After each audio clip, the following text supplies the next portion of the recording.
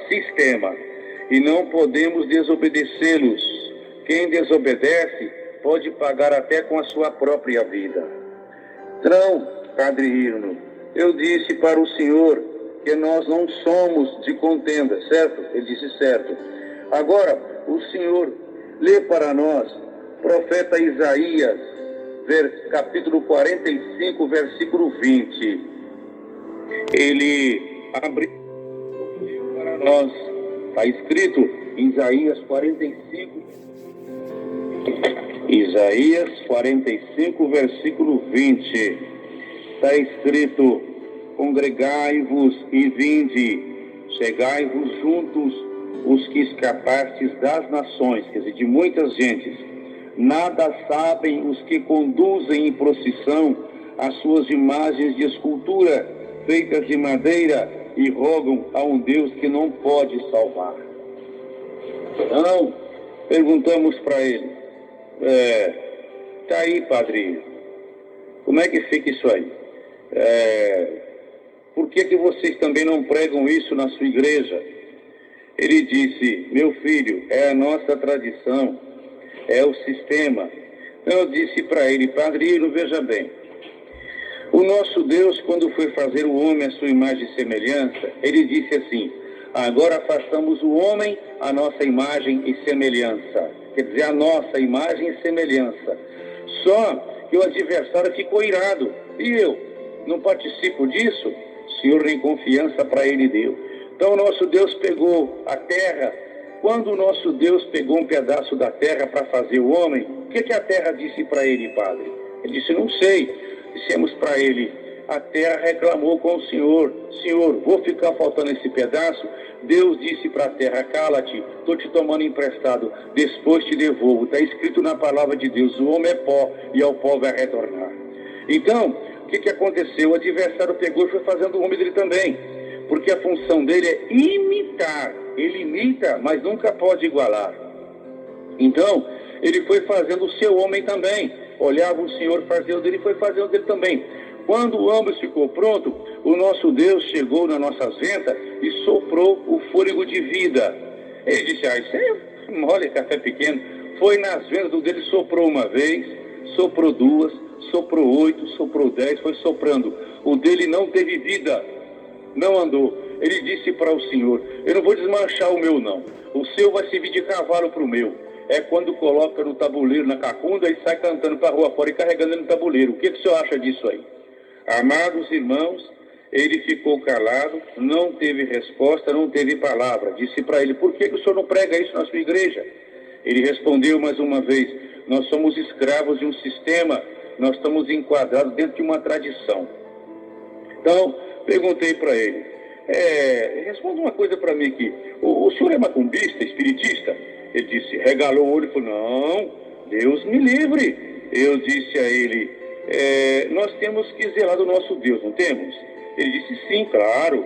Eu perguntei para ele: o senhor zela do seu Deus? Ele respondeu: sim, claro que zelo. Então, na palavra de Deus, em Apocalipse, não fala que os feiticeiros, os espiritistas, os macumbistas, não vai ficar fora do céu? Ele disse: sim. Então, por que o mesmo Deus que o senhor serve, ele está lá no meio da macumba, macumbista, espiritista, que só faz a maldade para os outros? Num bar, no meio das cachaças, cheio de picumã, no candomblé. E aí, o senhor também é macumbista ou não é? Ele ficou calado. Eu disse para ele: então, se o senhor zela do seu Deus, o senhor devia ir lá na macumba e pegar ele, dar pelo menos um banho nele e colocar na tua igreja novamente. Aí, irmãos, ele calado estava, calado ficou. Perguntei para ele: padre Irno, diz para nós aqui, qual foi o dia que o Senhor Jesus nasceu? Ele nos respondeu: dia 25 de dezembro. Eu pedi para ele que nos mostrasse nas Escrituras. Ele não respondeu e disse: não tem, mas é uma tradição. É uma tradição. Agora, se para ele nos disse que é uma tradição da Igreja Romana, aí nós dissemos para ele: pois é, padre Irno, Ele não deixou o dia do seu nascimento para que ninguém fosse idolatrar. E vocês conseguirem encaixar isso na cabeça do povo, não é? Comércio, e 99% dos comércios no mundo está ligado à maçonaria, no sistema que prendeu o Senhor, não é? Ele respondeu para nós, sim, porque ele nasceu de uma mulher. Perguntei para ele. Ele disse, porque Maria foi uma bem-aventurada, foi escolhida por Deus para dar à luz ao Filho de Deus. E perguntamos para ele, mas só isso, padre? Ele disse, Disse para ele, não, padre. Maria foi escolhida uma bem-aventurada entre as mulheres que tinham naquela época na Judéia. Mas isso não nos dá o direito de adorá-la, de venerá-la, porque o próprio Filho não nos mandou fazer isso daí. Ele nasceu de uma mulher, padre. O primeiro motivo, Deus disse para ele, olha para o adversário, por ti, mulher, por ti entrou o pecado no mundo, e de ti sairá um que vai pisar na cabeça do adversário. O outro motivo pelo qual ele nasceu de uma mulher, para não ser chamado filho de chocadeira. Então, padrinho, qual foi a oração que ele nos ensinou? Ele disse, o Pai Nosso.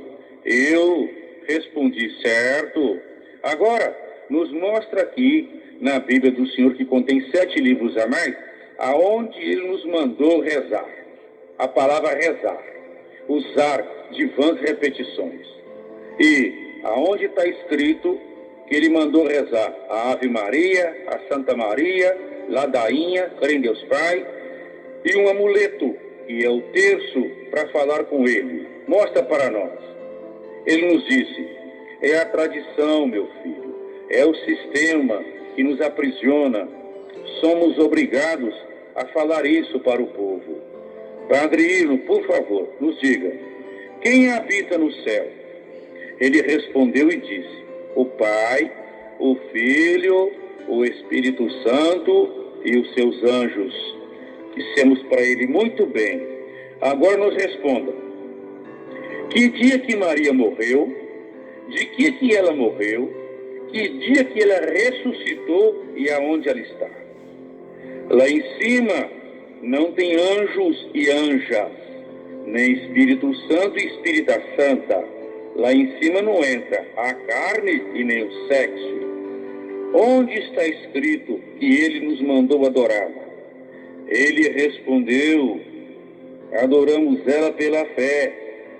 Mas está escrito em 3 de São João, ninguém subiu ao céu, senão o que desceu do céu, que foi o Filho do Homem, que é nosso Senhor e Salvador Jesus Cristo. Ele disse sim. Aí eu disse para ele, como é que fica isso aqui, diante de Deus? Ele ficou calado. Em São João, no capítulo 2, nós lemos ali que ele transformou a água em vinho. Foi o primeiro milagre que ele fez. Então, quer dizer, se ele tivesse algum poder nela, ela teria feito essa obra e não pediria para o filho fazer. Então, diz uma coisa para mim, padre, o que significa essa cruz do seu peito? Ele disse, é o símbolo de Cristo, meu filho. Eu disse para ele, vamos supor que o senhor tem um filho e o senhor o ama muito. E eu apanho uma arma e vou e tiro a vida do seu filho.